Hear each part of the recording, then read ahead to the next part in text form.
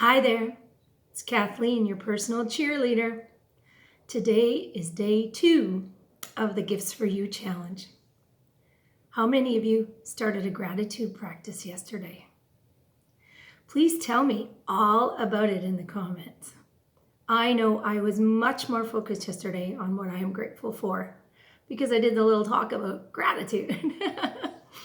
Today is all about positive what ifs, what they are, why they're beneficial, how you can use more of them in your life. What is a positive what if? Simply put, it's a positive statement that starts with the words, what if? As an example, what if I were to lose a couple of pounds in the month of December? Versus the negative what if?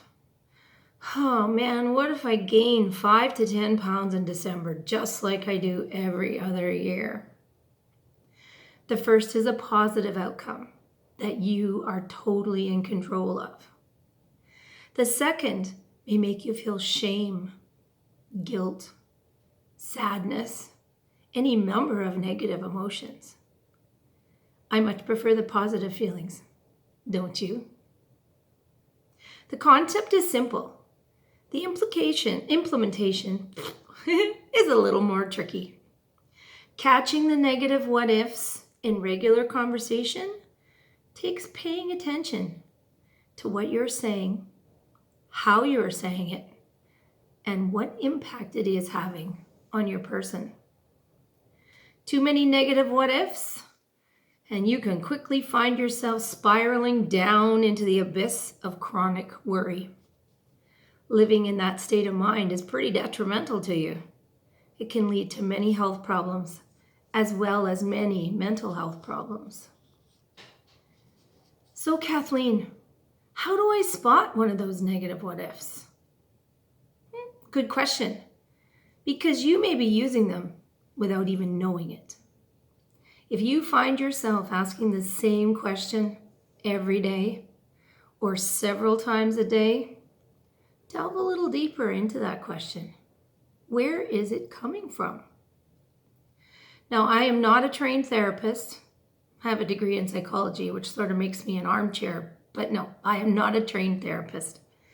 I do not proclaim to be able to fix severe mental illness. I'm just here to cheerlead and inspire you to make you a better you today. I do know that looking for the positives and living life from a place of gratitude and abundance has significantly changed how I view my everyday life. So dig a little bit, peel the onion, so to speak, and see what you find beneath the surface of your worry. I was a chronic worrier in my former life. I worried about my kids, whether there was enough money, whether we would be able to fill in the blank. I was a worrier. I had truckloads of worries every single day. My coach called me a catastrophizer once. I took huge offense at that. What do you mean, catastrophizer? But it was absolutely true. I made a big mountain out of a little worry, and then it became a bigger mountain, and a bigger mountain, and a bigger mountain, and pretty soon all I could do was think about how much I was worried about something. My whole life was spent worrying. I lived it. I breathed it. It became part of me. Can anyone relate? When that happens, you are no longer in control. The worry takes over. You are not in control of it. It controls you. So I'm here to teach you a different way. Gradually, over time, with a little practice, you will find that you are worrying less, stressing less, and living a much more peaceful existence. First step is recognizing that you are worrying and using those negative what if statements. What if I can't pay my taxes in June? What if I don't have enough food for January? What if I can't pay for my food in January? What if I'm too fat? What if I weigh 10 pounds more in January than I do right now? What if my child falls off their bike? Each and every one of those statements is something that may or may not happen in the future. As such, worrying today, in my mind, is a pretty wasted effort. Now, on the other hand, if you do not have food today to feed you and your family, that's a totally different story. Do you see how this works? Put your worry where it will benefit you versus where you have no control over the outcome.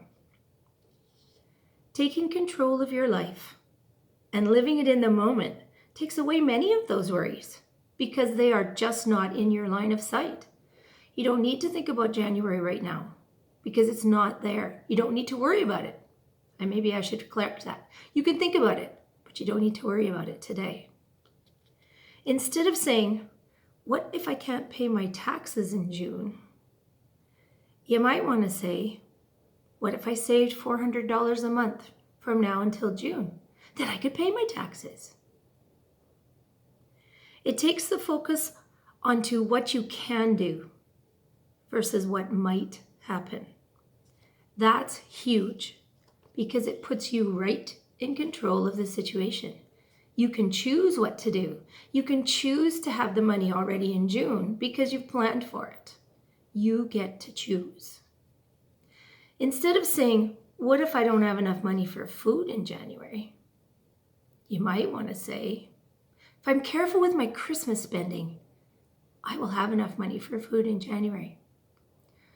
Or maybe I could put $75 away in a drawer every week this month. Then I'd have enough money for food in January, or at least a good start on it. Instead of saying, what if I weigh 10 pounds more on January 1 than I do right now? Nobody wants that. Can't say anybody probably wants that. You might say, what if I take care of myself, love myself, and be mindful of my eating this month so that I get to January 1st the same weight as I am right now? Again, you are in control of the situation. You get to choose. You get to choose every single forkful, every single bite. You get to choose.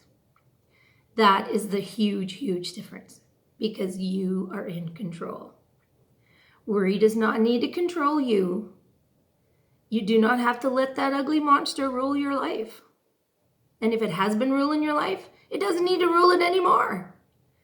You can take each of your negative what ifs, turn them into a positive statement that gives you control over the situation. I'm happy to help you with this exercise while you are learning it. It will literally change your life for the better. Please post a negative what if in the comments, along with your flip it around positive what if. It's truly empowering. It's time for you to be in charge. You get to choose how you want to live your life. I am here cheering you on. Please let me know if I can support you further. I do offer my coaching services to those who want to dive a little deeper into any of the topics that we talk about here. But that's not my main focus. I just love to cheer people on. Tomorrow, I'm looking forward to chatting with you about fun and family during this holiday season. Chat soon. Have a most wonderful, wonderful day. Bye for now.